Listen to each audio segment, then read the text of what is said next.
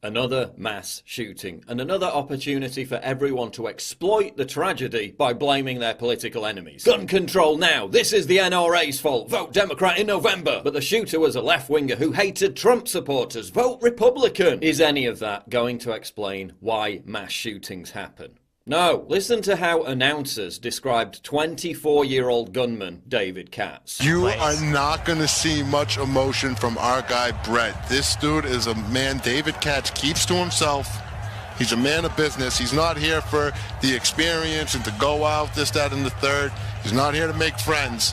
He's all business, he's focused, and to even get him to open up to talk to you about anything, it's like pulling teeth, man. David Katz was clearly a product of his diseased society and culture. A culture that has lost faith in itself and offers nothing but empty, meaningless nihilism. A neoliberal dystopia that indoctrinates young people to shun authenticity, community and family in pursuit of vapid consumerism and fleeting fame. A culture that informs narcissism-prone young people that anyone can gain instant notoriety by generating enough controversy. A culture that celebrates serial killers. A culture that monetizes gruesome barbarity. Colleen Henry reports on the new walking tour offering Jeffrey Dahmer history at a discount. Word about the Dahmer tour surfaced this week on the daily deal site Groupon, which offered 2 tickets for $25, a 58% discount. A deal so hot it sold out in hours. A culture that repeatedly tells young white men that because of the sins of their ancestors, they have no legitimate place in the world.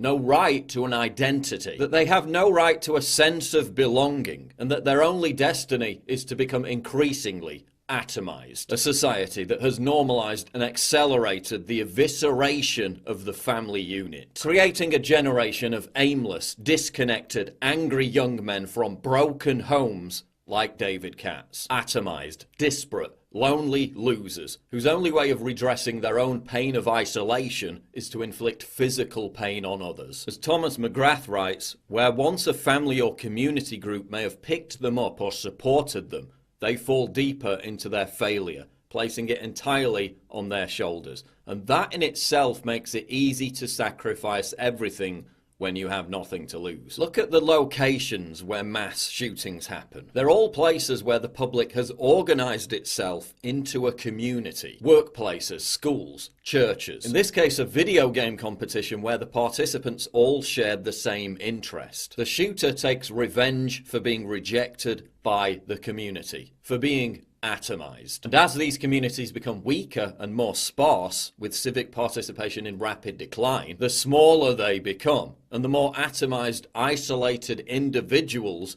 they push away to the fringes. People are going to look at the ashes of Westerberg and say, now there is a school that self-destructed not because society didn't care, but because the school was society. This wasn't just a case of Katz suddenly snapping because he lost a video game. He traveled from Baltimore to Jacksonville with his gun. He planned this in advance. Court records show that Katz had significant medical problems and healthcare needs. Was he on SSRI drugs that are known to kill empathy by putting the user in an emotionless, trance-like, disassociated state of mind? The majority of mass shooters in the United States were on or had recently been on some kind of antidepressant medication. Will the media ever give this factor the attention it deserves? Well, given that pharmaceutical giants who produce drugs like Prozac, Zoloft and Paxil spend $2.4 billion on direct-to-consumer television advertising every single year, don't hold your breath. Will the media ever stop making celebrities out of mass shooters with their breathless coverage? We've had 20 years of mass murders, throughout which I have repeatedly told CNN and our other media, if you don't want to propagate more mass murders, don't start the story with sirens blaring. The school day had only just begun when the attacker struck. Don't have photographs of the killer. The 17-year-old's 3-hour rampage ended in his own death. Don't make this 24/7 coverage. The German Chancellor is about to give her reaction. We'll bring that to you live. Do everything you can not to make the body count the lead story. Carnage in the classroom, 16 people are dead. Not to make the killer some kind of anti-hero. Dressed in black combat gear, the gunman opened fire at random. Do localize this story to the affected community and make it as boring as possible in every other market.